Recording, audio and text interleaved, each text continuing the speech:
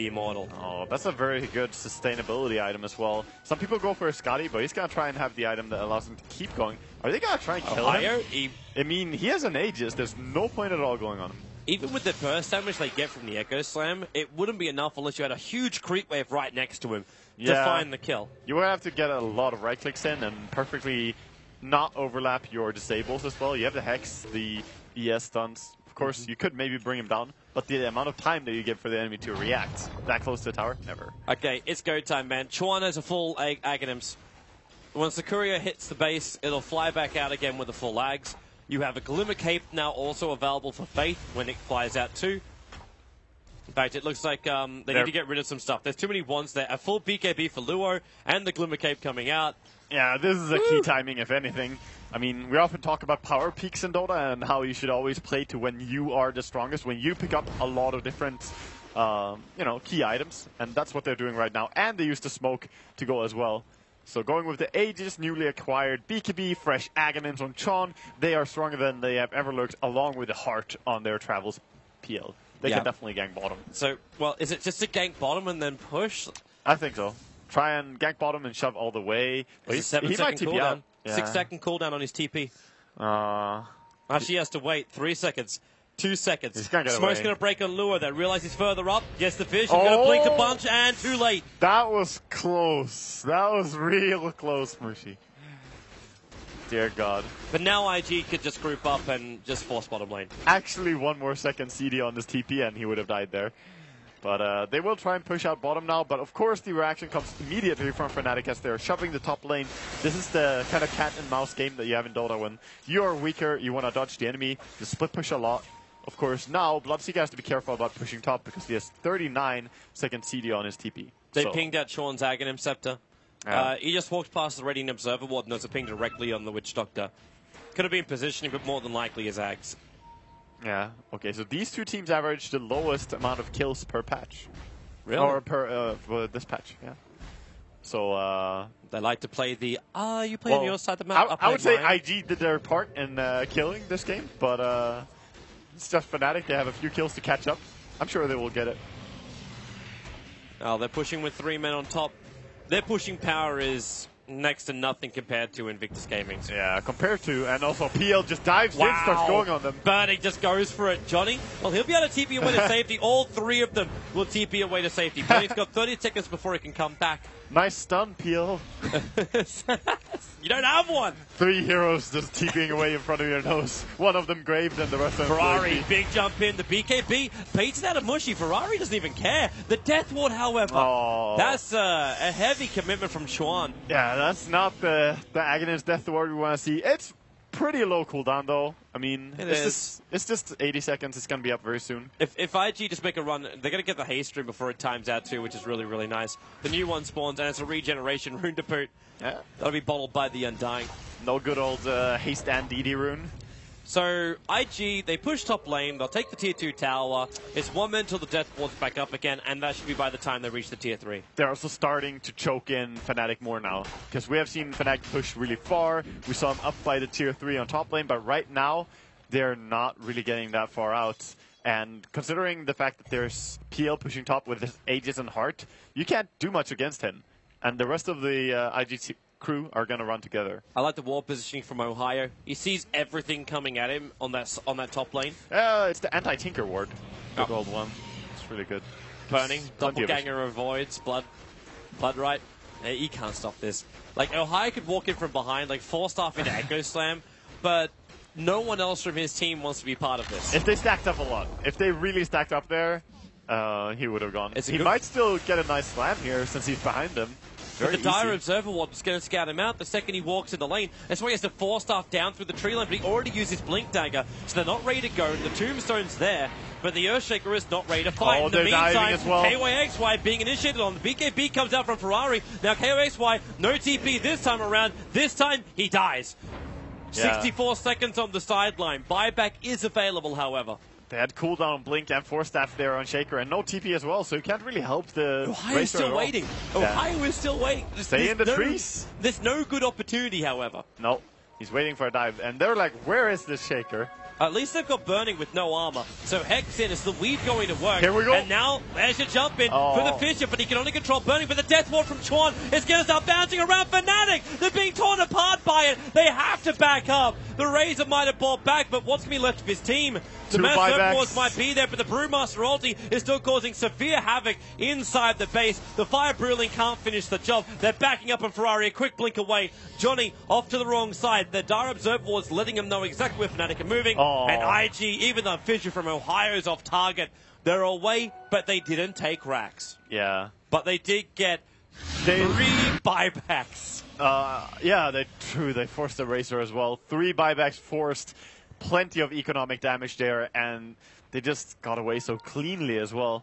Look at the gold on Burning. Like, he's actually buying up items now. I think he's buying the entire... It's a full butterfly. Yeah, exactly. The entire butterfly is on the way when he picks it up now. I don't see how you're going to kill him. Like, your magic damage, yes, it's going to bring him down pretty low, but it's 3k HP we're talking. Yeah. And then how are you going to face the rest when he has a butterfly? It just seems very, very difficult. I don't know, man. I don't think there really is an answer. This PL is a beast. An absolute beast. Top lane, they're jumping in, but BKB on Tusk. Just a quick BKB TP out. No stun to stop him, so he's fine. Yep, gonna be fine. Getting away from this one. But what's Kerchik meant to do in this bottom lane? You see a huge creep wave coming in. I can burst heal the wave. Yay. I think Tusk is going for Lotus Orb as well, by the way. We have seen a lot of them today, and he has the plate mail now. I don't see which item he would go other than that. So very likely, also very good against some of these heroes. Like against the static link, you can link back the damage so nothing actually happens. Against Rasta, you can stop the chain disable. It's just a pretty decent item. Interesting to see Mushi's item choice. Going for the Mjolnir. I know we were talking about it previously. If it would be a good choice, a Mushi. Oh, there's a straight TP out. How much does Burning just want to have? He almost dies there. He's going to buy a Basher. Like, Burning actually has to buy a Basher into Abyssal. Like, He could definitely. It would be a strong item for appeal. Abyssal next item would make him a monster. Or he could go for MKB, but I don't see a reason to do that. Yeah.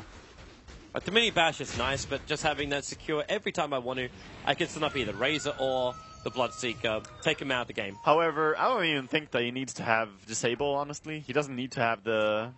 He doesn't need to get these kills. He needs to be as strong as possible in the push. If he just stacks up like a Skadi on top of what he already has, he's just immortal. Like, he's not gonna die to anything. So, I think that's also a very valid choice. Many paths he can go. He's already got the Assault Cuirass aura from the Brewmaster. Yeah, they almost have Assault Cuirass on Fnatic as well. Razor's working hard to get it, but he needs the full recipe. Look at him come. Burning moves forward. Almost breaking the smoke of Fnatic. Very close. They're coming underneath the Dire Observer. Now Ferrari's going to do it. BKB's goes for the clap and misses the target. Fnatic is backing the hell out of here as quick as they possibly can. Yeah, that was some fast blink outs there. Getting away. Also forced a BKB from Brewmaster. Too many PL illusions causing havoc inside the base. They're going to start to replicate themselves out as Burning. The man in the front lines, doppelgangers, makes more of himself as Ferrari jumps in, goes for the split, taking the Dazzle out, and actually forcing the Cello Grave to be used defensively. And this means KOXY, there's no safety net, especially for Mushi as well. Mushi's just dying to the Brewlings. Yeah, he's just running around on top of him. He's down for the count. Oh my god. There's nothing more to really be said about this game. It's 22 for 3. In fact, it's the full 3-2-2 right now. It is. I did say 5 more kills, Toby.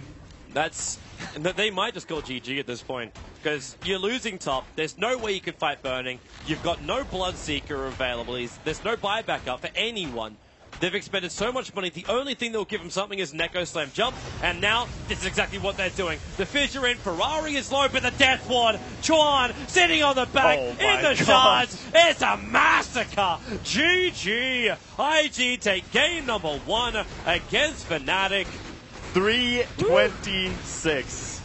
Dear God. I mean, when your 300 somewhat plus CS Bloodseeker gets soloed by the Brewlings, like... You're just suffering. There was nothing going right for Fnatic this game. It was a hard knock life. IG take game number 1 in the series. We'll be coming back for game number 2 very, very soon.